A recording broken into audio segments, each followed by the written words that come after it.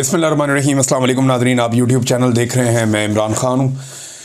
Nadreen, ये एक बड़ी संजीदा सूरत हाल है और किसी को भी इसका इदराक नहीं हो रहा। यानी जो आपको पाकिस्तान का मीडिया बता रहा है वो सही पिक्चर नहीं है। मैंने, क्योंकि आपको याद है 2022 में हमने फ्लड्स के अंदर काम किया था, तो बहुत सारे इलाकों में अपनी टीमें बनाई थी। हमने उनसे रब्ता किया और जो चीज़ें अब पता चली हैं वो इंतहाई खौफनाक हैं। वो इतनी खौफनाक हैं कि सूबाई हुकूमत को या वफाकी हुकूमत को या पाकिस्तान की इस्टेब्लिशमेंट को या तो उनका अंदाज़ा नहीं है या वो पब्लिक को बताना ही नहीं चाहते कि पाकिस्तानियों के साथ इस वक्त हो क्या रहा है। भारत की जानिब से जो 3 दरिया हैं जिनमें अभी तक तुग़यानी आई है, एक दरिया में पानी बढ़ा है और दरिया सिंध में भी पानी बढ़ा है। उसका रीज़न ये है कि पाकिस्तान में भी काफ़ी बारिशें हुई हैं। मकबूजा कश्मीर में बारिशों की वजह से जो एक फ़्लो है वो दरिया झेलम में भी आया, लेकिन दरिया झेलम में सैलाब नहीं आया। दरिया चनाब में मज़ीद पानी भारत की जानिब से दाखिल हो रहा है और लगातार वहाँ पे पानी का फ़्लो बढ़ रहा है। जो वहाँ से इत्तलात आई हैं दरिया चनाब से वो ख़तरनाक हैं। जम्मू में तूफ़ानी बारिशें शुरू हो चुकी हैं और ये जो पानी है ये दरिया चनाब में आएगा, जबकि एक पानी बहुत बड़े पैमाने पर दाखिल होने वाला है दरिया सतलुज में, क्योंकि भारत में जो दरिया ब्यास का इलाका है वहाँ पे बहुत बड़े पैमाने पे कैशमेंट एरिया बना है। वो जो कैशमेंट एरिया बना तो वहाँ बारिश हो रही है और उस कैशमेंट एरिया का जो वहाँ से पानी है वो सीधा पहुँचेगा दरिया सतलुज में और दरिया सतलुज में एक बहुत बड़ा रेला इस वक्त भी गुजर रहा है। अब जब मैं आपसे बात कर रहा हूँ तो अगले चंद घंटों के अंदर पाकिस्तान के तीनों दरियाओं में पानी का जो फ़्लो है वो बढ़ जाएगा और भारत की जानिब से मज़ीद पानी आएगा। डिपेंड करता है कि भारत कितना पानी छोड़ता है और कितने पानी को रोकता है। अभी तक क्योंकि भारत के अंदर भी सैलाब वाली सूरत हाल है, वहाँ पे जम्मू से लेकर नीचे पंजाब तक और वहाँ से राजस्थान तक ये पूरी पट्टी में पानी फैला हुआ है और यही पानी पाकिस्तान की जानिब दरियाओं में छोड़ा जाता है। तो 3 दरियाओं की जो सिचुएशन है वो अब आपके सामने, और उसकी वजह से पूरा का पूरा पंजाब, लगभग अपर पंजाब को छोड़ के नीचे जितना पंजाब का इलाका है वो सारा का सारा बहुत बुरी तरह मुतासर हो रहा है। इससे पहले मैं आपको ये बताऊं कि जो अपर पंजाब के शहर हैं वो बुरी तरह पहले ही सैलाब में मुतासर हो गए थे। जो पाकिस्तान में बारिशें हुई थी और अभी दोबारा बारिशों की पेशन गोई भी है, और जो इंडिया में और जम्मू कश्मीर में बारिशें हो रही हैं उनका पानी पाकिस्तान में बहुत तेज़ी से दाखिल हो रहा है। पाकिस्तान में बहुत बड़े पैमाने पर नुकसान हुआ है इंफ्रास्ट्रक्चर का, जो आपको मीडिया ने नहीं बताया। मीडिया सिचुएशन बता नहीं रहा और सोशल मीडिया सिचुएशन को बता रहा है। एक बात मैं आपको बताऊं कि पाकिस्तान के सोशल मीडिया या डिजिटल मीडिया का सबको शुक्रिया अदा करना चाहिए। डिजिटल मीडिया की वजह से बेशुमार जानें बची हैं, क्योंकि सूबाई हुकूमत बिल्कुल तैयार नहीं थी पंजाब की। इन्होंने लोगों को बिल्कुल आगाह नहीं किया, लोगों को बताया ही नहीं कि किसी किस्म का सैलाब आ रहा है या कोई हिफाजती इक़दाम किए जाएँ या लोगों को उनके इलाकों से और मवेशियों को निकाला जाए। इन्होंने ऐसा कुछ नहीं किया और उसकी वजह से लोग बेखबर रहे। लेकिन सोशल मीडिया ने फौरी तौर पे इन्फॉर्मेशन को फैलाया, हर तरफ से इन्फॉर्मेशन आई। जो इन्फॉर्मेशन इंडिया से मिलती थी सोशल मीडिया उसको सोशल मीडिया पे डालता था, और क्योंकि पाकिस्तानी अब बहुत बड़े पैमाने पर फेसबुक को इस्तेमाल करते हैं, ट्विटर को, यूट्यूब को देखते हैं, तो इन साइट्स के ऊपर उनको आइडिया हो गया कि क्या होने जा रहा है। और फिर क्योंकि सब अब मोबाइल फ़ोन, टेलीफोन का दौर है तो इन्फॉर्मेशन बहुत तेज़ी से फैलती है, तो लोग महफूज मकामों की तरफ मुंतकिल हुए हैं, महफूज मकामात की तरफ। अगर ये मामला आज से 10-15 साल पहले हुआ होता तो बहुत बड़ा डिज़ास्टर हो जाता। जो अब तक तबाही हुई है, जो हम देख रहे हैं, बेशुमार पुल गिर गए हैं, बहुत सारी सड़कें बह गई हैं, इंफ्रास्ट्रक्चर को बहुत बड़े पैमाने पर नुकसान पहुंचा है ये पूरे सूबा पंजाब के अंदर।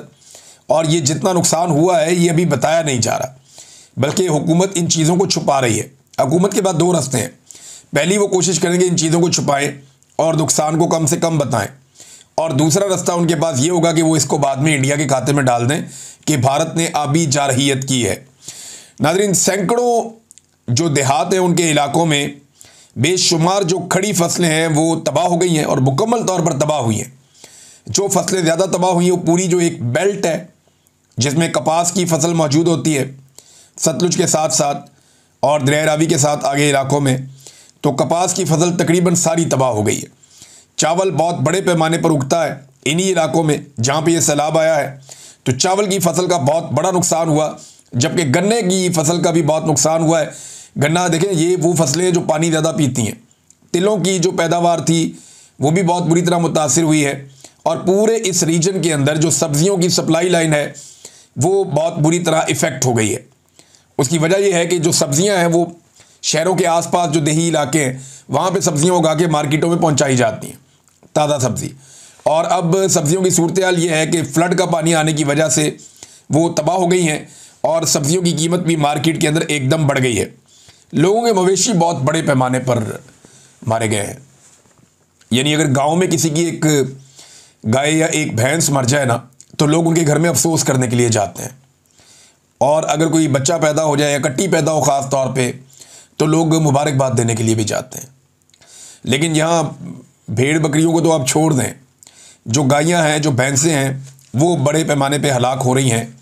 और अभी तो आगे बीमारियां फैलने का अंदेशा है, वबा फैलने का अंदेशा है, क्योंकि पानी जहाँ पे खड़ा हो जाए वहाँ सूरत हाल क्या होती है कोई सोच भी नहीं सकता। तो ये एक बहुत बड़ा डिज़ास्टर है, ये एक बहुत बड़ा सानिया है जो इस वक्त पाकिस्तान में जाली हुकूमत बिठाई गई है।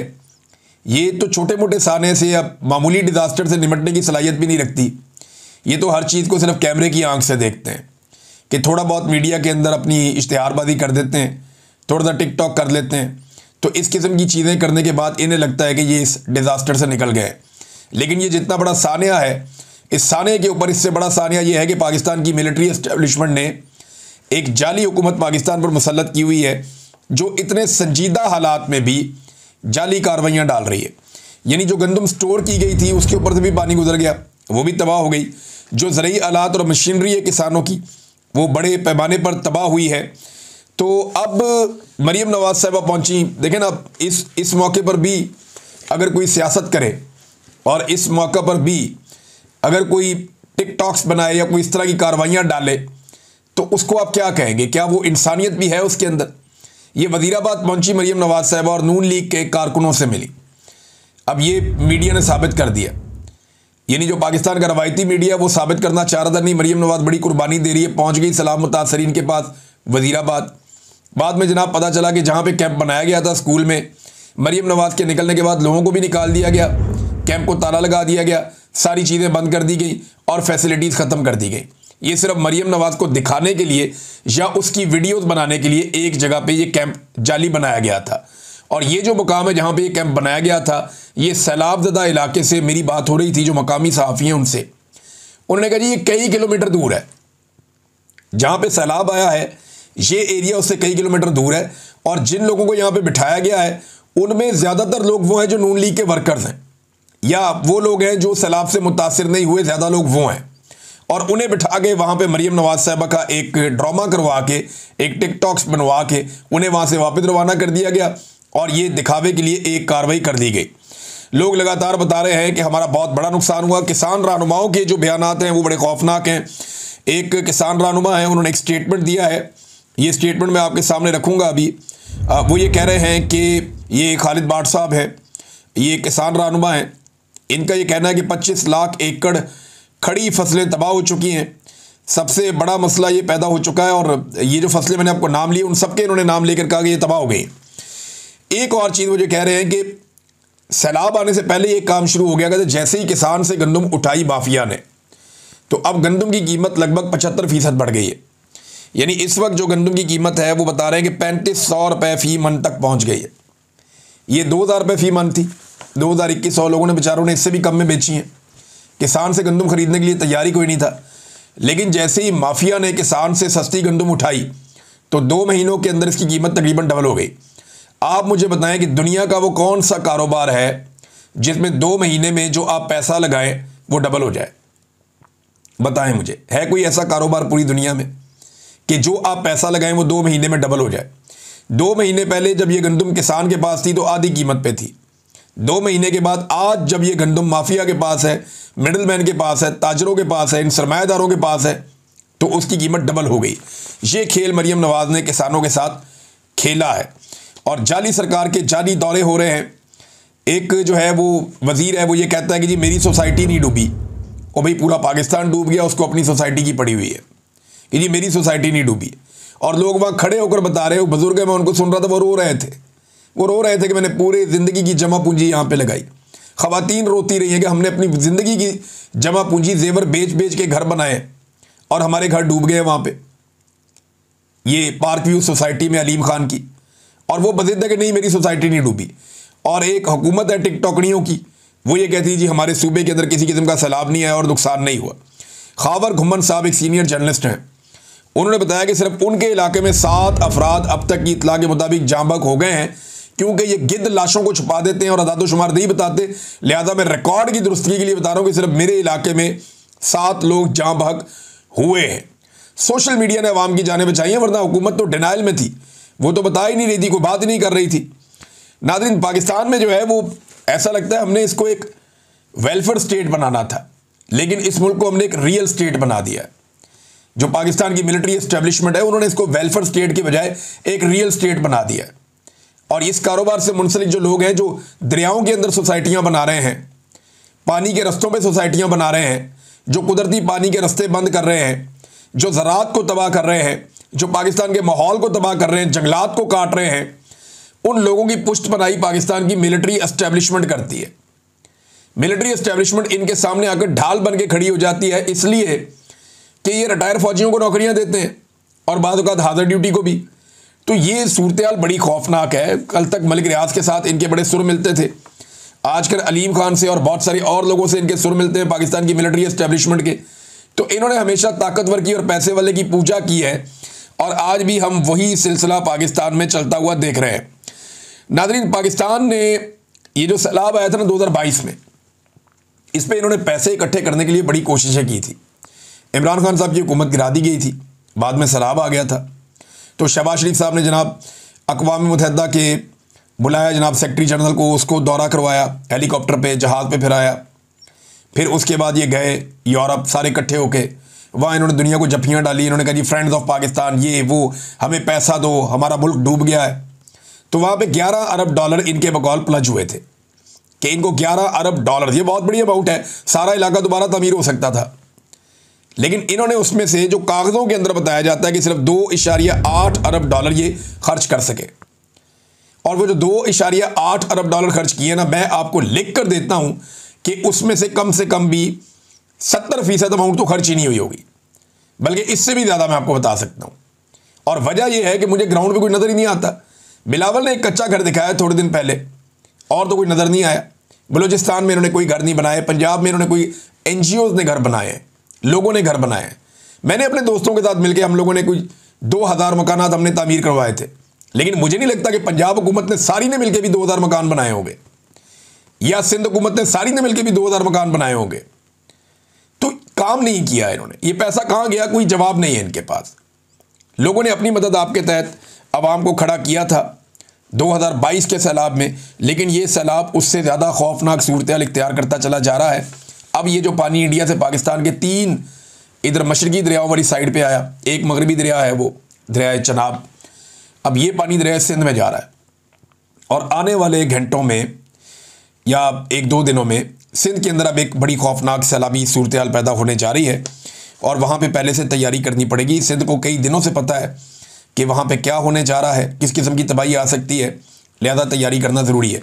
कसूर नाज़रीन बहुत ख़तरे में, क्योंकि जो सतलुज का पानी है वो बढ़ता चला जा रहा है और पीछे से और पानी आ रहा है। दरिया ब्यास के अंदर जो बारिशें हो रही हैं वो पानी भी सतलुज की तरफ आएगा अब, और ये बड़ा ख़तरा है कि पूरा कसूर का जो ज़िला है वो डूब सकता है। अब इस ज़िले को बचाने के लिए करना क्या होगा, बहुत बड़ी ज़रई ज़मीनों को मुकम्मल तौर पे तबाही की नज़र करना पड़ेगा। आपको कुछ ऐसे बंद तोड़ने पड़ेंगे जिसके बाद कसूर शहर जो है वो बच सकेगा, वरना पूरा कसूर शहर डूब जाएगा। लोगों का खरबों रुपए का नुकसान हो जाएगा, अरबों का नहीं, खरबों रुपए का नुकसान हो जाएगा। एक एक इलाके में अरबों रुपए का नुकसान होगा। लिहाजा अब कसूर शहर को बचाना एक बहुत बड़ा चैलेंज है। कुछ और आगे शहर हैं उनको बचाना बहुत बड़ा चैलेंज है।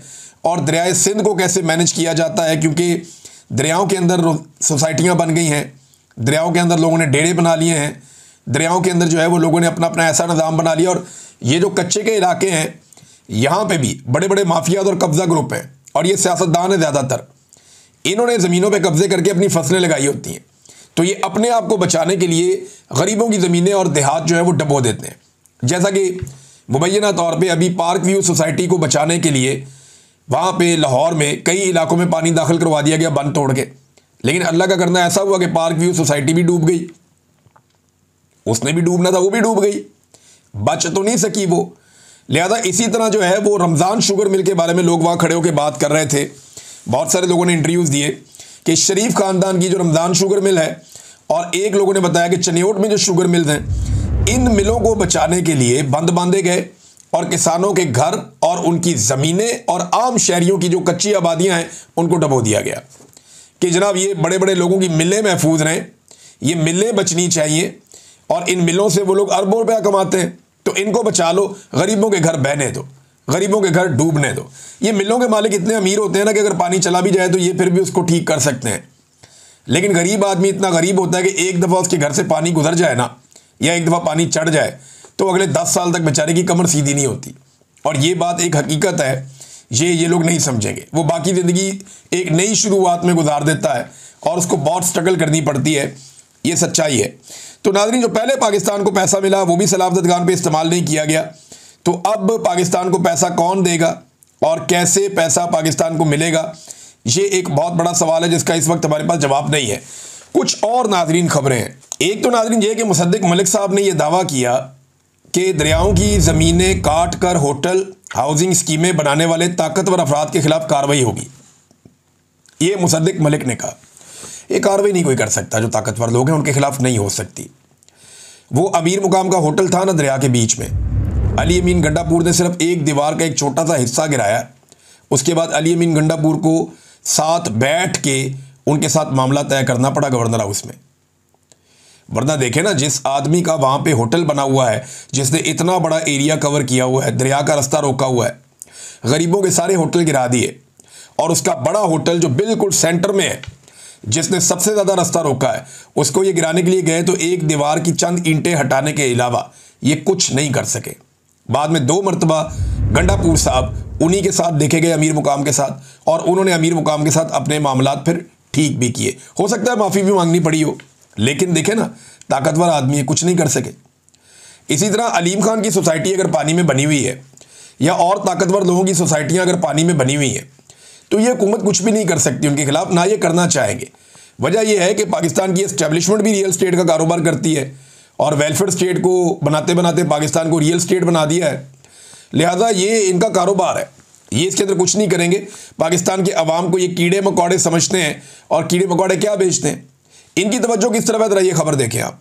ये खबर जनाब अमेरिका से आई है। पाकिस्तान जो है वो मिलियंस ऑफ डॉलर्स खर्च कर रहा है लॉबिंग पे, कि जनाब अमेरिका की नज़र में खुद को अच्छा साबित कर दे और अपने आप को अमेरिका का एक बेहतरीन इत्तेहादी साबित कर दे।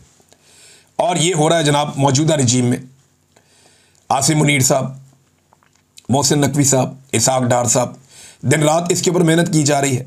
यहाँ पे तफसीलात भी छाप दी गई अमेरिकन वहाँ पेपर में कि क्या टाइमलाइन क्या है, 2025 में पाकिस्तान ने लॉबिंग के लिए कितने कितने पैसे दिए। ये जनवरी 17 की पेमेंट है, अप्रैल 8 की है, और ये पेमेंट्स भी देख लेना मिलियंस के अंदर है। यहाँ पे ये $2 लाख एक है, $25,000 एक है, और जनाब $50,000 एक है, $2 लाख एक है, $1 लाख एक है, और ये 2 अमाउंट्स और हैं बड़ी बड़ी। अब ये सारी आप मिलाएं तो ये टोटल बता रहे हैं कि ठीक ठाक पैसा है, $3.25 मिलियन। ये इन्होंने जनाब साइन किए हैं वहाँ पे लॉबिंग फर्म्स के साथ, और ये डाटा अब मौजूद है, जो फारा की वेबसाइट है अमेरिका की, वहाँ जाके आप पढ़ सकते हैं। तो वो डाटा ये बताता है कि सूरत हाल पाकिस्तान के लिए बेहतर बनाने के लिए और अमेरिकन हुकूमत के सामने अपना इमेज बिल्डिंग करने के लिए पाकिस्तान के मौजूदा रजीम ने पाकिस्तानियों का जो टैक्स का पैसा है वो किस तरह से अमेरिका में लुटाया है। इसका फ़ायदा क्या हुआ वो मैं आपको बताऊंगा आने वाले अभी वीलॉग्स के अंदर।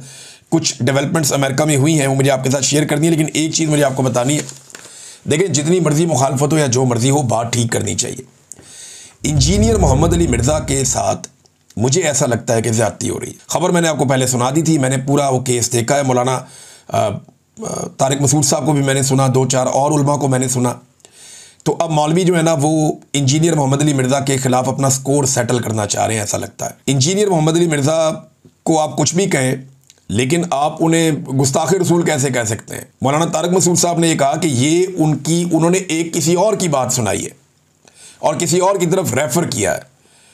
जो उन्होंने बात की नाउज़ुबिल्लाह, उस पर मुझे भी बड़ा धचका लगा सुनने के बाद, लेकिन जब मैंने उलमा की राय सुनी तो उन्होंने कहा कि इंजीनियर मोहम्मद अली मिर्ज़ा ने जो है वो गुस्ताखी रसूल नहीं की सल्लल्लाहु अलैहि वसल्लम, और ये उनसे स्कोर सेटल करने के चक्कर में कुछ मौलवी जो हैं वो एक अजीबोगरीब तरीका इख्तियार कर रहे हैं। लिहाजा यहाँ पे रियासत को होश के नाखून लेने चाहिए, इंजीनियर साहब की हिफाजत का भी बंदोबस्त करना चाहिए और इन चीज़ों को भी रोकना चाहिए जो नफ़रत फैलाती हैं, और ये रास्ता भी बंद होना चाहिए। अब तक के लिए इतना ही। अपना ख्याल रखिएगा, अपने इस चैनल का भी। अल्लाह हाफ़िज़।